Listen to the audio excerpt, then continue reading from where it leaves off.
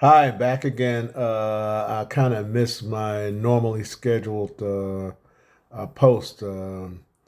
It's something that I'm working on, and I'd like to thank you if you've been tuning in and just leave your name and comment at the bottom. Hopefully, when we get to that, hit the subscribe and the like button. Hopefully, one day we'll get to that. But it's been nice sharing this journey with you. And today I said I wanted to read the shocking truth about prosperity.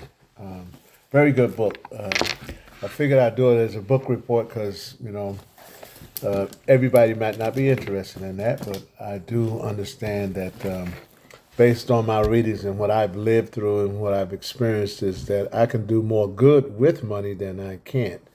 Also, something that that struck my spirit is it's in the because I'm a religious person. I do go to church, and I do practice my faith. I don't go around trying to convince other people that they should. I just respect them where they're at, and if that's their journey, that's their journey.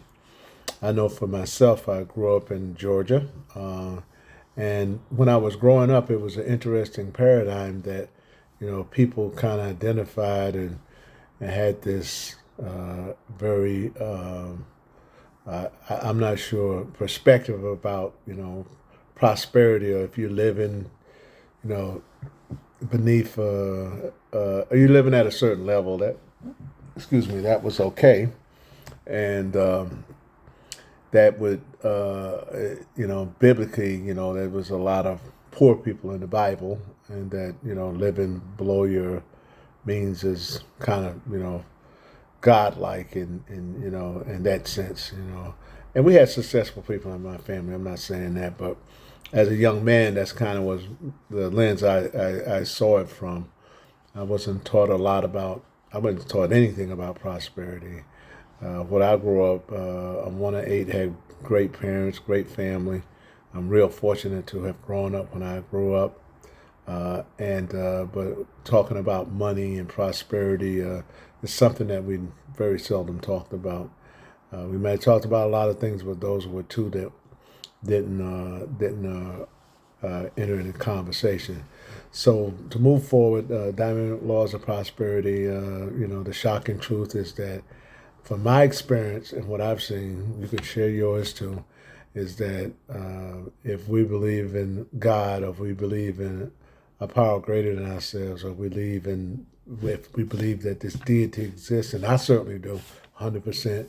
Why would he or she, I have to say it like that these days? Why would he or she want you to live in poverty? Why would someone that created you want you to have less than and live as fundamentally inappropriate as possible? I'll say it like that. I don't think poverty is a good thing. I know it exists. I know that based on certain situations, that where you're at is where you're at in certain parts of the world, and I'm just praying for things to get better for all of us. But anyway, back to the poverty or prosperity is that I truly believe that the God that I serve and the way I approach things and the way I see that there's enough abundance for everybody to go around. There's enough for 7 or 8 billion people to live correctly, but it's like, how do we share the resources? And there's no need to be greedy. There's no need to be be doing almost anything to earn a dollar. That's not what we're talking about here. I'm talking about me or you living in prosperity, in a sense that you're living in your blessings. You're living in a vibration of getting what you want, and you're not hurting or harming anybody. You're not hurting or harming yourself. So that's imperative. And I truly believe that in what that chapter alluded to about people in the Bible. The Bible is the best prosperity book you can ever imagine. For those who read the Bible, if you don't, that's fine. They ain't gonna stop reading it just because of whatever. So the resources are here. The resources start with you and starts with me. There's never been any lack, no matter what they say. There have been people in this Bible or people in this book that they mention specifically. It's not a religious book, but it is a book on laws of prosperity. And it goes into the thinking and the approach to life. And I've been asked, I asked a young man one time, he asked me, said, show me how to be a millionaire and show me how to make money. No, his precise word, show me how to make money. And I say, how much would you like to make? He says, a lot. A lot is not a figure. A lot is not a plan. Money, in certain instances, can be good, but it's some instances where money can't do you any good. I mean, no matter how much you had, no matter, if you needed, something going on with you health-wise and you had the money, but there's no way to get that issue addressed. And if you had the money, you do it, but you have the money, but you don't have the ability to do it, or you can't get to the place to get things done.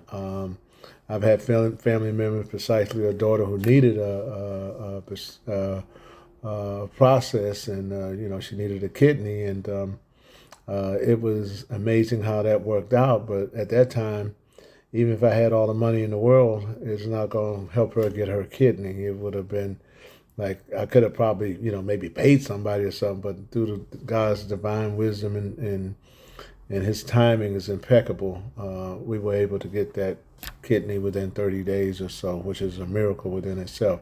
But my point being, at that particular time, it wasn't about money. It was just about finding a kidney and a donor that lined up with her. So I'm just saying that as an example that money's not going to solve everything, but it sure is up there with air and oxygen. You sure need it to do what you got to do. So again, it is good to be prosperous. And my summation of that chapter is, it's damn good to be prosperous.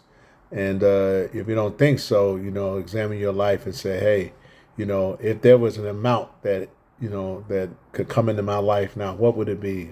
1 million, 10 million, 50, 100 million. What would you do with it, and how would you give back to others? What's your relationship with money? And there's enough prosperity for everyone to go around, but you have to be willing to, understand what things are about.